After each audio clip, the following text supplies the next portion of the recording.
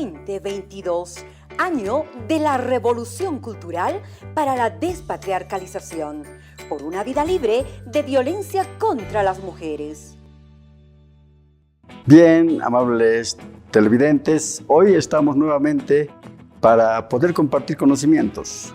Soy el profesor Atilio Pérez Chire.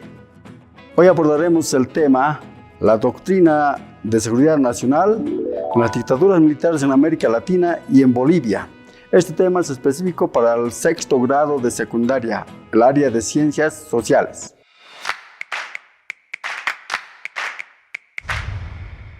La doctrina de seguridad nacional en las dictaduras militares de América Latina y en Bolivia, esto surge después de la Guerra Fría, que en el mundo estaba bipolarizado por dos potencias, ¿no? Uno era el capitalismo encabezado por los Estados Unidos y el otro el socialismo encabezado por la URSS, ¿no? Aquí tuvieron que jugar dos papeles importantes estas dos potencias por hegemonizar en el mundo. El socialismo avanzaba vertiginosamente y eso ha ido preocupando a los Estados Unidos. Por ejemplo, tenemos como en Asia empezaron a independizarse algunos países. India, Indonesia, Filipinas. Igualito pasó en África, en la parte norte, de Argelia, Angola, Marruecos y otros países. Entonces, el socialismo avanzaba, lo que era muy preocupante para los Estados Unidos. Y ahí se suscita problemas en Vietnam. Luego ahí surge la gran revolución cubana en América. Eso ha tocado, digamos, a fondo a los norteamericanos porque perdía territorio. El avance del socialismo era acelerado, lo que ha causado una preocupación. Fruto de eso, tuvo que tomar acciones. Por eso crea, como uno en el contexto internacional, la doctrina de seguridad nacional en cada país de Latinoamérica. Ahí se crea, por ejemplo, la doctrina Monroe. ¿En qué consiste? Dice América para los americanos. Luego viene Alianza para el Progreso. Es una ayuda económica a todos los países latinoamericanos para que se alineen a este sistema del capitalismo. La Alianza para el Progreso ha sido un método para conquistar económicamente, porque sabemos que los países en vías de desarrollo estaban económicamente mal parados y Estados Unidos empieza a hacer su ayuda económica. Pero en el fondo no ha sido una ayuda económica como debería de ser. Lo que aquí ha primado es intereses mezquinos. Nos ayudaron económicamente a través de productos, pero en la realidad no nos ayudaron, nos boicotearon lo que nosotros producíamos en los distintos países. Simplemente ellos se apoderaron de nuestra materia prima y a todos los países nos convirtieron en países monoproductores. El Brasil como con el hierro, luego tenemos a Colombia con el café, al Ecuador con el banano y a Bolivia con el estaño. Sí, debería de ser esto una ayuda clara, apoyarnos en todos los rubros, pero no ha sido así, ¿no? Entonces ha sido un engaño. De paso, Alianza para el Progreso nos dio alimentos a cambio de ¿qué? De que esos alimentos en nuestro país no nos dejaban hacer nuestro negocio. Nos metieron a una crisis total. Ellos acomodaron sus productos. Pero el que salió perdiendo hemos sido los países subdesarrollados. Esa Alianza de Progreso ha sido un fracaso. Luego viene la primera etapa, la fase militar de la radicalización de la escena política. Las dictaduras militares. Sabemos que Panamá se ha convertido en el centro de entrenamiento a través del Plan Cóndor. Las primeras dictaduras que se habían generado tenemos en el Brasil luego en Bolivia con René Barrientos, luego tenemos en la Argentina con Juan Carlos Orgenagui. Todos estos desaciertos han sido, digamos, un experimento en todo el contexto sudamericano, como experimento. Como no dio resultados, entran en la segunda fase. Todas esas acciones que se hacían ha causado un descontento social en toda América. Por eso la clase proletaria, los trabajadores empezaron a hacer protestas. Y por lo que se hacían las protestas en todos los países, ahí empezaron a reprimir a los dirigentes políticos, a los dirigentes sindicales.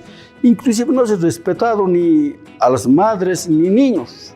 Ha sido una persecución sin medida, ¿no? Ahí se suma la protesta que se ha hecho en París, en el Viejo Mundo. Entonces, luego tenemos la seguridad de los grupos guerrilleros que surgen como consecuencia de esta situación. No simplemente en Cuba comienza, luego en la Argentina, luego en el Brasil, en Bolivia, en el Perú, etc., surgen grupos guerrilleros, ¿no? Eso ha sido la primera fase y ante esta situación Estados Unidos se pone más susceptible de la situación. La segunda etapa ha sido más cruel. Participación de Estados Unidos en los distintos golpes de Estado en América del Sur. Se instaura gobiernos dictatoriales gracias al designio del imperio. Por ejemplo, en Bolivia estaba como presidente Juan José Torres. Pero ¿qué sucede? Gracias a los Estados Unidos se produce el golpe de Estado en 1971 a la cabeza del coronel Hugo Banzer Suárez. Posterior a esto, un autogolpe en el Uruguay. En Chile se suscita un golpe sangriento al presidente electo Salvador Allende, quien ha sido cruelmente asesinado en su mismo palacio, y el golpista se llama Augusto Pinochet Ugarte. Luego se procedieron similares golpes en el Brasil, consecutivos golpes, ¿no? En la Argentina tenemos al general Jorge Rafael Videla, quien hizo un golpe a la señora Estela Perón. Y así por el estilo se hicieron golpes sucesivos, inclusive autogolpes. Entonces, entre todos estos gobiernos había una coordinación para reprimir a los dirigentes, a los políticos. Hasta no estaba garantizado los exilios. En nuestro territorio han tenido que perseguir a dirigentes sindicales, políticos, exiliándoles, confinándolos, haciéndolos desaparecer, asesinándoles inclusive, ¿no? Iban al exterior, como había la coordinación, igualito. Lo agarraban, lo encarcelaban, lo torturaban, en extremos casos hasta lo asesinaron. O sea, esta dictadura ha sido tan cruel que digamos, ¿no? Ha hecho gemir a todo el pueblo sudamericano. Producto de eso, con el pretexto de combatir al comunismo nada más. Como ejemplo, vamos a citar a algunos líderes que han sido asesinados por los gobiernos dictadores. Ahí tenemos a Salvador Allende, presidente de Chile, que fue asesinado en su propio palacio de gobierno por Augusto Pinochet. A Juan José Torres, presidente de Bolivia, que se ha exiliado a la Argentina, pero en la Argentina igualito lo asesinaron. Tenemos a líderes ahí, por ejemplo, a Carlos Prats, lo asesinaron en la Argentina también.